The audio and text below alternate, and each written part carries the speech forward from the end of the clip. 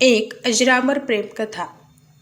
सह्याद्रीच्या उत्तुंग रांगांमध्ये वसलेले सोनापूर हे एक लहानसे निसर्गरम्य गाव होते. या गावाला निसर्गाचे अद्भुत वरदान लाभले होते. गावाच्या चहूबाजूंना उंच उंच डोंगर, खळखळणारे झरे आणि अथांग पसरलेली शेती होती. वर्षाचे 12ही महिने हे गाव हिरवेगार दिसायचे. पण या गावाचे खरे वैभव खुलून दिसायचे ते श्रावण महिन्यात. श्रावण महिना सुरू झाला की आकाशात काळ्या विभिन्न रंगांची गर्दी व्हायची. सूर्याची कोवळी किरणे ढगांमधून वाट काढत जेव्हा पृथ्वीवर पडायची तेव्हा जणू काही सुवर्ण वर्षा होत असल्याचा भास व्हायचा. म्हणूनच या गावाला पूर्वजांनी सोनापूर हे नाव दिले होते. तेथील लोक अत्यंत साधे, कष्टाळू आणि धार्मिक वृत्तीचे होते. शेती हाच त्यांचा मुख्य व्यवसाय होता आणि निसर्गाची पूजा करणे हाच त्यांचा धर्म होता. सोनापूर गावच्या अगदी पूर्वेला एक अतिशय घनदाट आणि विस्तीर्ण जंगल पसरलेले होते. या जंगलाला गावकऱ्यांनी नागवन असे नाव दिले होते. या नावामागे एक मोठे गूढ आणि इतिहास होता. गावाला लागून असूनही नागवनात जाण्याची हिंमत कोणीही करत नसे. भर दिवसाही त्या जंगलात अंधाराचे साम्राज्य असायचे. तिथली झाडे इतकी मोठी आणि जुनी होती की सूर्यप्रकाश जमिनीपर्यंत पोहोचू शकत नव्हता. गावातील वृद्ध लोक रात्रीच्या वेळी शेकोटीभोवती बसून नागवानाच्या गोष्टी सांगायचे. त्यांच्या मते हे जंगल केवळ प्राण्यांचे घर नव्हते, तर ते साक्षात नागलोकाचे पृथ्वीवरील प्रवेशद्वार होते. तिथे हजारो वर्षांपासून नागदेवतेचे वास्तव्य होते. जंगलाच्या मध्यभागी एक प्राचीन दगडी नागवेदी होती. असे मानले जाई की तिथले नाग अत्यंत विषारी आणि शक्तिशाली होते, पण ते कधीही विनाकारण कोणाला इजा करत नसत. मात्र जर कोणी जंगलाचे नियम तोडले किंवा निसर्गाला हानी पोहोचवली तर नागदेवतेचा प्रकोप त्या व्यक्तीवर आणि संपूर्ण गावावर व्हायचा. त्यामुळेच गावकऱ्यांनी नागवनाभोवती एक अदृश्य सीमा आखली होती, जी ओलांडण्याची कोणाचीही तयारी नसायची. याच सोनापूर गावात शंतनू नावाचा एक तरुण राहत होता. शंतनू हा गावातील इतर मुलांपेक्षा खूप वेगळा होता. त्याचे वय अवघे 25 वर्ष होते. तो दिसायला उंच, मजबूत बांध्याचा आणि अत्यंत देखणा होता. त्याचे डोळे पाणीदार होते, ज्यामध्ये एक वेगळी चमक आणि दयाळूपणा दिसायचा. शंतनू लहान असतानाच त्याचे आई वडील देवाघरी गेले होते, त्यामुळे तो घरात एकटाच राहायचा. गावातील एका छोट्याशा झोपडीत त्याचे वास्तव्य होते. शंतनूचा स्वभाव अत्यंत शांत आणि परोपकारी होता. त्याला गावातील लोकांची मदत करायला खूप आवडायचे. पण त्याहूनही अधिक त्याला निसर्गाची ओढ होती. जंगलातील हिंस्र पशूंची त्याला अजिबात भीती वाटत नव्हती. जेव्हा गावातील लोक नागवनाचा उल्लेख करून थरथर कापायचे तेव्हा शंतनू मात्र जंगलातल्या सीमेवर उभा राहून तिथल्या सुंदर वनस्पतींकडे पाहत राहायचा. त्याला प्राण्यांची भाषा समजायची. पक्ष्यांचे किलबिलाट ऐकून तो आनंदित व्हायचा. त्याचे असे मत होते की जर आपण निसर्गावर प्रेम केले तर निसर्ग आपल्याला कधीही हानी पोचवणार नाही. त्याच्या या धाडसामुळे गावातील लोक त्याचे कौतुक करायचे, पण त्याला नागवनापासून दूर राहण्याचा सल्लाही द्यायचे. दिवस अतिशय वेगाने सरकत होते आणि अखेर वर्षा ऋतूतील सर्वात पवित्र महिना म्हणजेच श्रावण महिना सुरू झाला. पहिल्याच दिवशी पहाटेपासूनच रिमझिम पाऊस पडत होता. हवेत एक छान गारवा होता. मातीचा सुगंधी सुवास संपूर्ण सोनापूर गावात दरवळत होता. झाडांची पाने पावसाच्या पाण्याने धुवून निघाल्यामुळे अधिकच हिरवीगार आणि टवटवीत दिसत होती. शंतनूला अशा वातावरणात घरात बसून राहणे अशक्य होते. त्याने हातात आपली काठी घेतली आणि तो निसर्गाचा आनंद घेण्यासाठी घराबाहेर पडला. चालता चालता तो कधी गावाच्या सीमेबाहेर गेला आणि नागवनाच्या अगदी जवळ पोहोचला हे त्यालाच समजले नाही. जंगलाच्या आतून वाहणाऱ्या एका झऱ्याचा मंजूळ आवाज त्याच्या कानावर पडत होता. त्या आवाजाने मोहित होऊन शंतनूने विचार केला, आजपर्यंत मी कधीही या जंगलात गेलो नाही, पण आज हे जंगल मला स्वतःकडे ओढत आहे. निसर्ग कधीही आपल्या भक्ताचा घात करत नाही, मग मी का घाबरू? असा विचार करून शंतनूने धीर एकवटला आणि त्याने नागवनाच्या हद्दीत आपले पहिले पाऊल ठेवले. जंगलात प्रवेश करताच शंतनूला एक वेगळाच अनुभव आला. तिथली शांतता खूप गूढ होती. उंच उंच वेली आणि झाडांमुळे आत एक सुंदर हिरवा प्रकाश पसरला होता. शंतनू हळूहळू पुढे सरकत होता. तो जंगलाच्या सौंदर्यात हरवून गेला होता. रंगीबेरंगी फुले, दुर्मिळ औषधी वनस्पती आणि झाडांवर बागडणारे पक्षी पाहून त्याचे मन प्रसन्न झाले. तो निसर्गाचे आभार मानत पुढे जात होता. अचानक त्या शांततेचा भंग झाला. एका झाडाझुडपाच्या मागून अत्यंत वेदनादायक आणि आर्त विव्हळण्याचा आवाज शंतनूच्या कानावर पडला. तो आवाज एका स्त्रीचा होता. कोणीतरी खूप मोठ्या संकटात आहे हे शंतनूने लगेच ओळखले. त्याचा दयाळू स्वभाव त्याला गप्प बसू देईना. तो आवाजाच्या दिशेने धावला. काटेरी झुडपे वेली बाजूला करत तो एका मोठ्या वडाच्या झाडाखाली पोहोचला. तिथे जे दृश्य त्याने पाहिले ते पाहून त्याचे काळीज सुन्न झाले. त्या वडाच्या झाडाच्या मुळाशी एक अत्यंत सुंदर मुलगी पडली होती. तिचे सौंदर्य असे होते की जणू एखादी अप्सरा स्वर्गातून थेट पृथ्वीवर अवतरली असावी. तिची त्वचा चंदनासारखी गोरी आणि चमकदार होती. तिचे केस काळेभोर लांब सडक आणि नागमोडी वर्णाचे होते. तिचे डोळे हरणासारखे मोठे आणि काजळभरे होते. तिने परिधान केलेले वस्त्रही अत्यंत मौल्यवान आणि चमकणारे होते. पण सध्या ती मुलगी अत्यंत वेदनेत होती. तिच्या उजव्या पायाला एक विषारी काळ्या काट्यामुळे खोल जखम झाली होती. त्या जखमेतून निळसर रंगाचे रक्त येत होते, ज्यावरून तो काटा अत्यंत विषारी आहे हे स्पष्ट दिसत होते. ती मुलगी वेदनेने आपले डोळे बंद करत होती आणि तिचे शरीर तापाने फणफणले होते. तिची ही अवस्था पाहून शंतनू मनातली सर्व भीती विसरला. तो धावत तिच्या जवळ गेला आणि तिच्या शेजारी गुडघ्यावर बसला. शंतनूने अत्यंत हळुवारपणे तिचा पाय आपल्या हातात घेतला. अनोळखी पुरुषाचा स्पर्श जाणवताच त्या मुलीने दचकून आपले डोळे उघडले. समोर एका बलवान पण अत्यंत सौम्य डोळे असलेल्या तरुणाला पाहून ती आधी घाबरली. ती मागे सरण्याचा प्रयत्न करू लागली.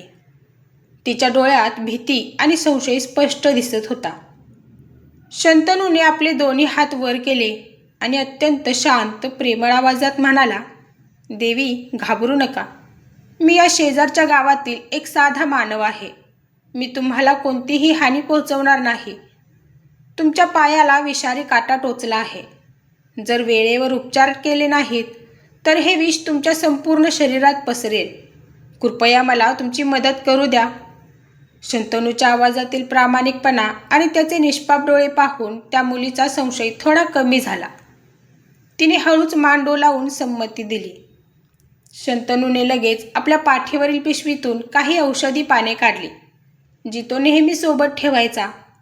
त्याने ती पाने आपल्या हातावर चोळली आणि त्याचा रस तिच्या जखमेवर टपकावला. नंतर त्याने आपल्या सुती रुमालाने तिची जखम स्वच्छ बांधली. त्या औषधी रसाचा परिणाम जादूसारखा झाला. काही मिनिटांतच त्या मुलीच्या चेहऱ्यावरील वेदनेचे भाव नाहीसे झाले. तिचे शरीर शांत झाले आणि विषारी रंगाचे रक्त वाहणे बंद झाले. ती हळूहळू उठून बसली. तिने आपल्या पायाकडे पाहिले आणि मग शंतनूकडे पाहिले. तिच्या डोळ्यांतील भीती आता पूर्णपणे निघून गेली होती आणि तिथे एक कृतज्ञतेची भावना आली होती. ती आपल्या मधुर आवाजात म्हणाली, तुमचे खूप खूप आभार तरुण मानवा. तुम्ही आज माझे प्राण वाचवले आहेत. जर तुम्ही वेळेवर आला नसतात तर माझे काय झाले असते मी सांगू शकत नाही. शंतनू हसला आणि म्हणाला, हे तर माझे कर्तव्य होते. निसर्गाच्या कुशीत जो संकटात असतो त्याला मदत करणे हे प्रत्येक मानवाचे काम आहे. पण मला सांग, तू कोण आहेस आणि या घनदाट धोकादायक नागवनात तू एकटीच काय करत आहेस? गावातील लोक तर इथे यायलाही घाबरतात. त्या मुलीने थोडे स्मित हास्य केले आणि म्हणाली, माझे नाव नागवेणी आहे. मी याच जंगलाच्या पलीकडे राहते. मला निसर्गाची आवड आहे म्हणून मी इथे आले होते. पण या काट्याने माझा घात केला. शंतनूला तिच्या उत्तरात काहीतरी गूढ वाटले, पण त्याने जास्त प्रश्न विचारणे योग्य मानले नाही. त्या पहिल्या भेटीनंतर नागवनातील ते वडाचे झाड त्यांच्या भेटीचे मुख्य ठिकाण बनले. शंतनू रोज सकाळी गावातील कामे आटोपून नागवनात यायचा आणि नागवेणीही तिथे त्याची वाट पाहत बसलेली असायची. सुरुवातीला त्यांच्यात केवळ औपचारिक गप्पा गोष्टी व्हायच्या, पण हळूहळू त्यांच्यातील मैत्री दृढ होत गेली.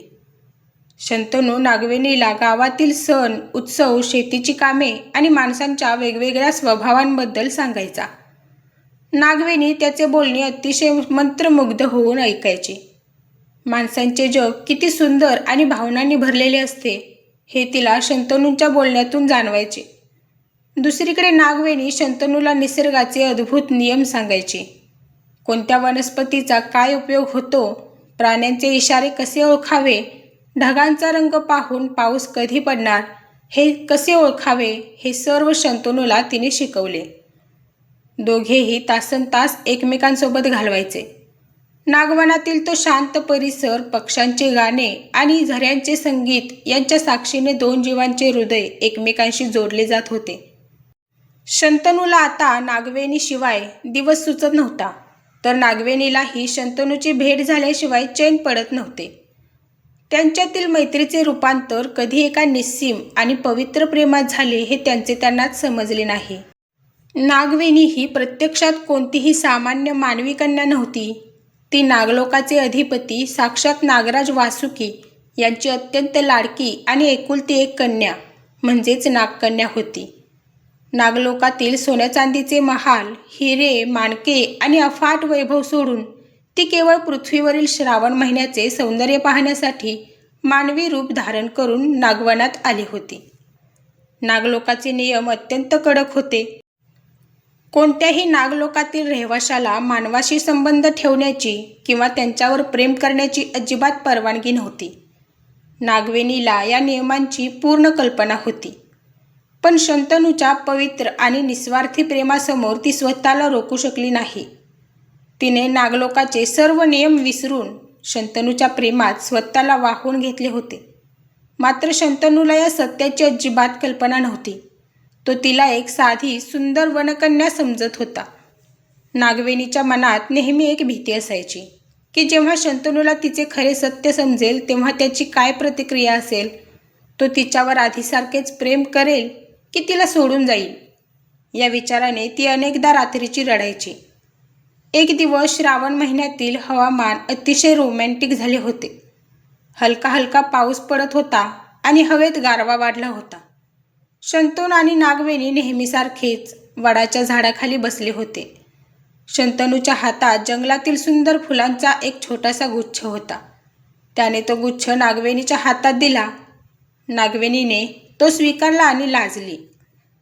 शंतनूने नागवेणीचे दोन्ही हात आपल्या हातात घेतले. त्याचे डोळे प्रेमाने भरून आले होते. तो अत्यंत गंभीर होऊन म्हणाला, नागवेणी, आज मला माझ्या मनातील एक मोठी गोष्ट तुला सांगायची आहे. जेव्हापासून मी तुला पहिल्यांदा पाहिले तेव्हापासून माझे हृदय फक्त तुझ्यासाठीच धडधडत आहे.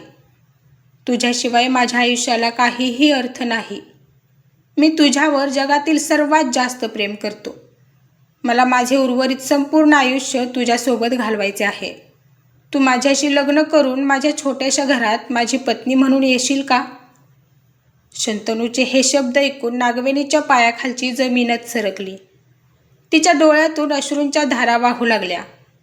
तिला खूप आनंद झाला होता की शंतनूने तिच्यावर एवढे प्रेम केले, पण त्याच वेळी तिच्या मनातील भीतीचे वादळ निर्माण झाले.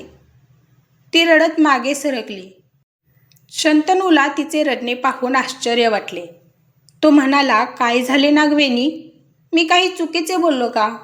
जर तुला माझ्यासोबत लग्न करायचे नसेल तर तू तसे सांगू शकतेस, पण रडू नकोस. तुझ्या डोळ्यातले अश्रू मला सहन होत नाहीत. नागवेणीने आपले अश्रू पुसले आणि अत्यंत जड थरथरत्या आवाजात म्हणाली, शंतनू, तुझे प्रेम माझ्या आयुष्यातील सर्वात मोठी कमाई आहे, पण आपले लग्न कधीच होऊ शकत नाही. कारण मी आणि तू एका जगाचे नाही आहोत. तू ज्या जगाचा भाग आहेस तिथे मानव राहतात आणि मी ज्या जगातून आले आहे त्याला नागलोक म्हणतात.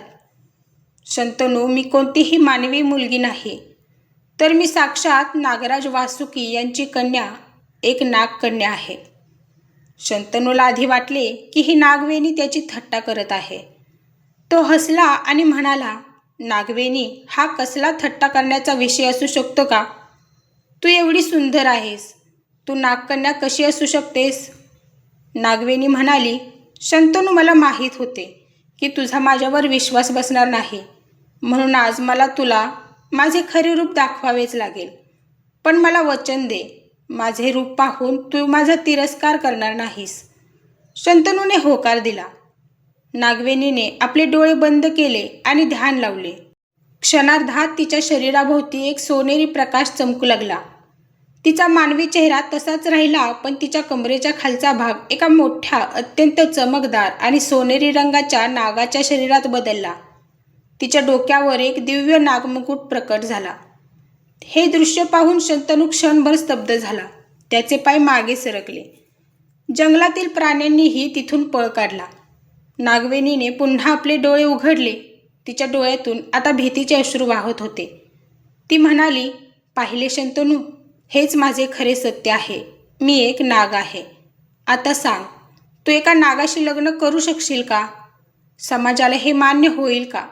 माझ्या वडिलांना हे समजले तर ते तुला जिवंत सोडणार नाहीत. म्हणूनच सांगते, मला विसरून जा आणि तुझ्या गावी परत जा. शंतनू काही वेळ शांत राहिला. त्याने नागवेणीच्या ते रूपाकडे पाहिले आणि मग तिच्या डोळ्यांतील अश्रू पाहिले. त्याचे हृदय द्रवले. त्याने पुढे होऊन नागवेणीच्या नागस्वरूपाची अजिबात पर्वा न करता तिला घट्ट मिठी मारली. तो म्हणाला, नागवेणी, मी तुझ्या शरीरावर किंवा तुझ्या जातीवर प्रेम केले नाही. मी तुझ्या पवित्र आत्म्यावर प्रेम केले आहे. तुझ्या दयाळू हृदयावर प्रेम केले आहे. तू मानवी मुलगी असो वा नागकन्या, माझ्यासाठी तू फक्त आणि फक्त माझी नागवेणी आहेस. माझे प्रेम एवढे कमकुवत नाही की एका सत्यामुळे ते बदलून जाईल. मी मृत्यूला सामोरे जाण्यास तयार आहे, पण मी तुला सोडणार नाही. शंतनूचे हे शब्द ऐकून नागवेणी पुन्हा मानवी रूपात आली आणि तिने शंतनूच्या छातीवर डोके ठेवून मनातील सर्व दुःख हलके केले. त्यांचे हे सर्व बोलणे आणि खऱ्या प्रेमाचा हा सोहळा नागवनातील काही गुप्तहेर नागांनी पाहिला होता. नागलोकाचे कडक नियम मोडले जात आहेत हे पाहून त्यांनी तातडीने नागलोकात जाऊन नागराज वासुकी यांना ही बातमी दिली. त्यांनी सांगितले, हे नागराज, तुमची लाडकी कन्या नागवेणी पृथ्वीवरील एका सामान्य मानवाच्या प्रेमात पडली आहे. तो मानव तिच्याशी लग्न करण्याची भाषा करत आहे आणि नागवेणीही त्याला आपले हृदय दिले आहे. हे ऐकताच नागराज वासुकी यांचे डोळे क्रोधाने लाल झाले. त्यांचा राग अनावर झाला. एका मानवाने नागवंशाची मर्यादा ओलांडल्याचे धाडस करावे हे त्यांना अजिबात सहन झाले नाही. त्यांच्या एकाच फुत्काराने संपूर्ण नागलोक थरथरू लागला. त्यांनी लगेच आपल्या सैन्याला आज्ञा दिली, जा आणि नागवेणीला तातडीने माझ्यासमोर हजर करा आणि त्या मानवाला त्याच्या उद्धटपणाची अशी शिक्षा द्या की संपूर्ण मानवी जात कापून निघेल. दुसऱ्या दिवशी शंतनू नेहमीप्रमाणे नागवनात वडाच्या झाडापाशी पोहोचला, पण तिथे नागवेणी नव्हती. त्याने खूप वेळ वाट पाहिली, पण ती आलीच नाही. तो जंगलात फिरून तिचे नाव घेऊन हाका मारू लागला, नागवेणी, कुठे आहेस तू? कृपया समोर ये, माझी परीक्षा घेऊ नकोस. पण जंगलातून फक्त त्याच्याच आवाजाचा प्रतिध्वनी परत येत होता. इकडे नागलोकात नागवेणीला नागराजांसमोर उभे करण्यात आले होते. नागराज अत्यंत संतप्त आवाजात म्हणाले, नागवेणी, तू नागकुळाचे नाव मातीत मिळवले आहेस.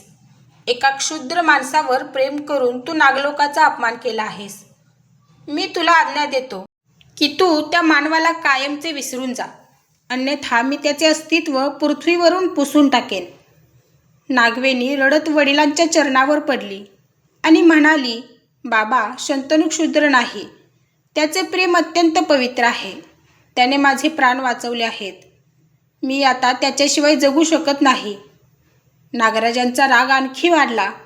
त्यांनी नागवेणीला एका अंधाऱ्या गुप्त काळकोठडीत कैद करण्याचा आदेश दिला आणि तिच्यावर कडक पहारा ठेवला. तिचे अन्न आणि पाणी बंद करण्यात आले. नागवेणी फक्त शंतनूच्या आठवणीत दिवस रात्र रडत राहिली. नागराज वासुकी यांचा राग फक्त नागवेणीवरच शांत झाला नाही. त्यांनी मानवी जातीला, विशेषतः शंतनूच्या सोनापूर गावाला धडा शिकवण्याचे ठरवले. त्यांनी आपल्या अथांग नाग सैन्याला पृथ्वीवर पाठवले आणि सोनापूर गावाला वेढा घालण्याची आज्ञा दिली. अचानक सोनापूर गावातील हवामान पूर्णपणे बदलले. श्रावणातील तो सुंदर पाऊस गायब झाला. आकाशात काळे ढग होते, पण त्यातून पाण्याचा एक थेंबही पडत नव्हता. त्याऐवजी हवेत एक वेगळाच विषारू वायू पसरला. गावातील शेतांमध्ये हजारो सर्प फिरू लागले. त्यांनी पिकांची नासधूस करण्याची सुरुवात केली. विहिरी आणि नद्यांचे पाणी अचानक काळे पडले आणि सुकू लागले. गावातील पाळीव जनावरे भीतीने ओरडू लागली आणि आजारी पडू लागली. संपूर्ण सोनापूर गावात एका रात्रीत हाहाकार माजला.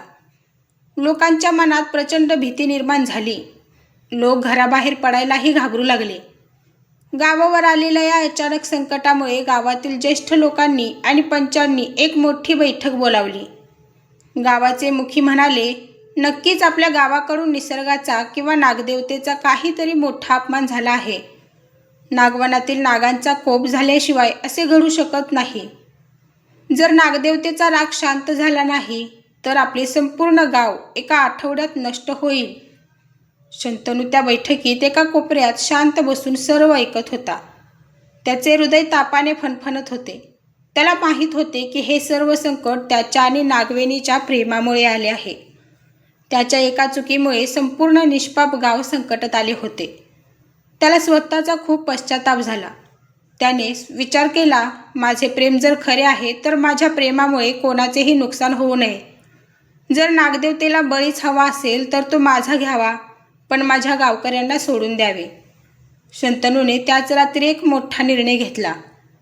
रात्रीच्या अंधारात जेव्हा संपूर्ण गाव भीतीने झोपले होते, शंतनू हळूच आपल्या घरातून बाहेर पडला. तो सरळ नागवनाच्या दिशेने चालू लागला. जंगलातील सर्प त्याला पाहून फुत्कारत होते, पण शंतनूच्या मनात आता मृत्यूची अजिबात भीती नव्हती. त्याचे लक्ष फक्त एकच होते, नागदेवता. तो जंगलाच्या मध्यभागी असलेल्या त्या प्राचीन दगडी नागवेदीजवळ पोहोचला. तिथे हजारो नागांचा पहारा होता. शंतनूने त्या नागवेदीसमोर साष्टांग नमस्कार केला. त्याने तिथेच मांडी घातली, आपले डोळे बंद केले आणि हात जोडून नागराजाच्या जपाला सुरुवात केली. त्याने प्रतिज्ञा केली, हे नागराज वासुकी, जोपर्यंत तुम्ही माझ्या गावकऱ्यांना या संकटातून मुक्त करत नाही आणि जोपर्यंत मला माझ्या नागवेणीचे दर्शन होत नाही, तोपर्यंत मी या जागेवरून हलणार नाही. मी अन्न आणि पाण्याचा संपूर्ण त्याग करत आहे. जर माझी भक्ती खरी असेल तर तुम्हाला प्रकट व्हावेच लागेल, अन्यथा याच वेदीवर माझे प्राण जातील. दिवस संपला, रात्र आली. शंतनूचा जप अखंड सुरू होता. ओम नागदेवताय नमहा, ओम नागदेवताय नमहा, हा एकच मंत्र त्याच्या मुखातून निघत होता. हवेतील गारवा, अंगावर पडणारे पावसाचे थेंब आणि शेजारी फिरणारे विषारी साप, हे कशाचीही त्याला जाणीव नव्हती. शंतनूच्या तपाचा आज 3रा दिवस होता. 3 दिवसांपासून त्याने पाण्याचा एक थेंबही घेतला नव्हता. त्याचे बलवान शरीर आता पूर्णपणे अशक्त झाले होते. त्याचा आवाज क्षीण झाला होता, पण त्याच्या मनातील श्रद्धा आणि प्रेम अजूनही तितकेच ताजे होते. त्याचे ओठ सुकले होते, तरीही तो नागदेवांचा मंत्र पुटपुटत होता. इकडे नागलोकातील काळकोठडीत कैद असलेल्या नागवेणीला आपल्या दिव्य शक्तींमुळे शंतनूच्या या तपाची जाणीव झाली.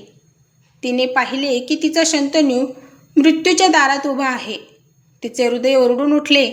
तिने कोठडीच्या भिंतीवर आपले हात मारले. ती रडत ओरडली, शंतनू, हे काय केलेस तू?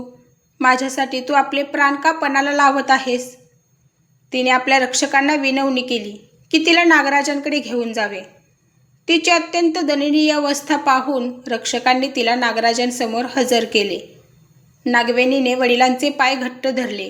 ती रडत म्हणाली, बाबा, त्या मानवाचा काहीही गुन्हा नाही. जर तुम्हाला शिक्षा द्यायची असेल तर मला द्या, मला मारा, पण शंतनूला वाचवा.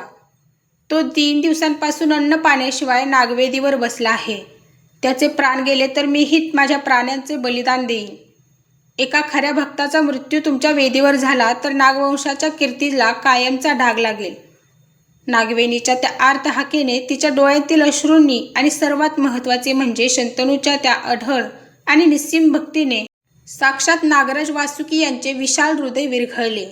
त्यांना जाणीव झाली की मानवी जगात ही एवढे पवित्र आणि निस्वार्थी प्रेम अजून असू शकते? एका मानवामध्ये एवढी मोठी भक्ती असू शकते, हे पाहून त्यांचा क्रोध पूर्णपणे शांत झाला. तो श्रावण महिन्यातील शुद्ध पंचमीचा अतिशय पवित्र दिवस होता. दुपारची वेळ होती. अचानक सोनापूर गावाच्या आकाशात विजांचा कडकडाट झाला. संपूर्ण नागवन एका दिव्य सोनेरी प्रकाशाने उजळून निघाले.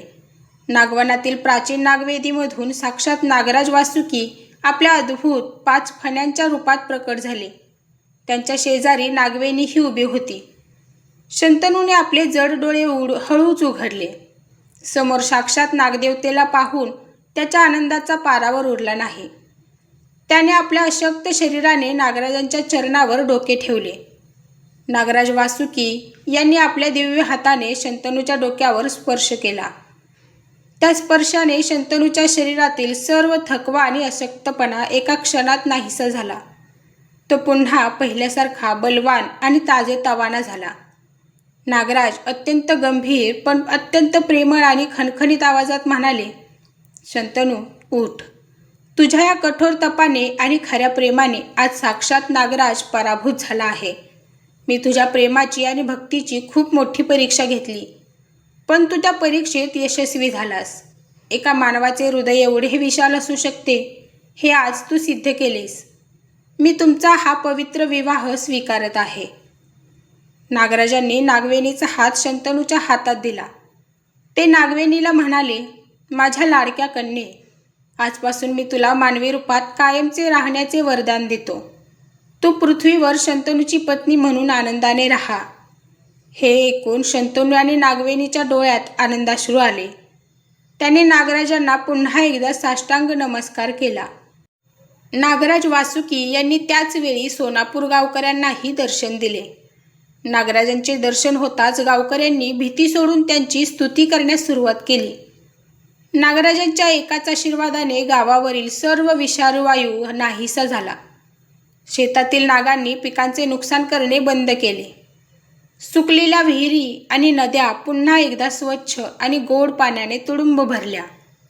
संपूर्ण सोनापूर गाव पुन्हा एकदा आनंदाने न्हाऊन निघाले. नागराज वासुकी गावकऱ्यांना संबोधित करत म्हणाले, गावकऱ्यांनो, आज श्रावण महिन्यातील शुद्ध पंचमी आहे.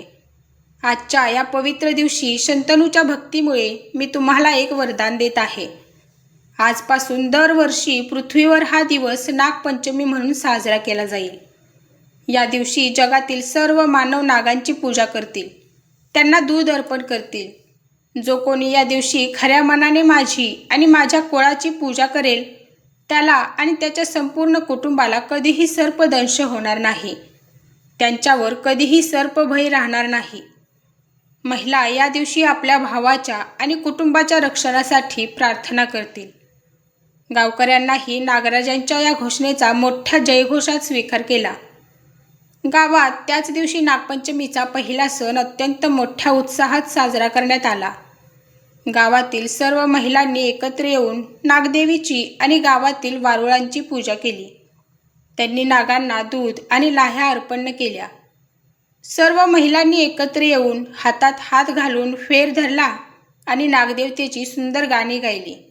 शंतनूच्या झोपडीला फुलांनी सजवण्यात आले होते. नागराज वासुकी स्वतः त्या पहिल्या नागपंचमीच्या पूजेला उपस्थित होते. संपूर्ण वातावरण अत्यंत पवित्र आणि आनंदी झाले होते. निसर्गानेही जणू काही या सोहळ्याचे स्वागत करण्यासाठी हलका हलका पाऊस पाडून गावाला आशीर्वाद दिला. नागपंचमीच्या या पवित्र सणाचे औचित्य साधून गावातील पंचांनी आणि नागराजांच्या संमतीने शंतनू आणि नागवेणीचा विवाह सोहळा निश्चित केला. गावातील तरुण मुलांनी संपूर्ण गावाला तोरणे लावली. महिलांनी लग्नाची सुंदर गाणी गायली. नागवेणी एका सुंदर वधूच्या रूपात नटली होती. तिचा मानवी अवतार इतका देखणा दिसत होता की गावातील लोक तिच्याकडे पाहतच राहिले. शंतनूने तिच्या गळ्यात मंगळसूत्र बांधले आणि तिच्या भाळी सिंदूर लावला. साक्षात नागराज वासुकी यांनी नवदाम्पत्याला अक्षता टाकून आशीर्वाद दिला आणि त्यांना अनेक दिव्य आणि मौल्यवान वस्तू भेट म्हणून दिल्या. हा विवाह केवळ 2 व्यक्तींचा नव्हता, तर तो मानव आणि निसर्ग, श्रद्धा आणि प्रेम यांच्यातील एक अमर मिलाफ होता. लग्नानंतर शंतनू आणि नागवेणी सोनापूर गावात अत्यंत आनंदाने राहू लागले. नागवेणीने आपल्या दिव्य ज्ञानाने गावातील लोकांना शेतीचे आणि आरोग्याचे अनेक उत्तम उपाय शिकवले. तिच्यामुळे गावात कधीही कोणतीही महामारी किंवा संकट आले नाही. शंतनू आणि नागवेणीचे प्रेम संपूर्ण परिसरासाठी एक आदर्श बनले. अशा प्रकारे एका सामान्य मानवाच्या अढळ भक्तीमुळे आणि एका नागकन्येच्या पवित्र प्रेमामुळे नागपंचमी या महान सणाची सुरुवात झाली. या विशाल कथेचा मुख्य संदेश हाच आहे की प्रेम आणि भक्तीमध्ये जगातील कोणत्याही शक्तीला, अगदी देवांनाही झुकवण्याची ताकद असते.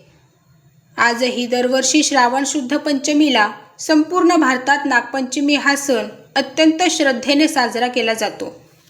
या दिवशी लोक निसर्गाप्रती, विशेषतः नागांप्रती आपली कृतज्ञता व्यक्त करतात. कारण नाग हे शेकडो वर्षांपासून मानवाचे आणि शेतीचे रक्षक मानले गेले आहेत. हीच ती शंतनू आणि नागवेणीची अजरापर प्रेमगाथा आहे. अशाच नवनवीन प्रेमकथा ऐकण्यासाठी माझ्या चॅनेलला नक्की सबस्क्राईब करा आणि व्हिडिओ आवडला असल्यास एक लाईक आणि शेअर करा. भेटूया पुढच्या नवीन प्रेमकथेसोबत. हसत रहा, खुश रहा. धन्यवाद.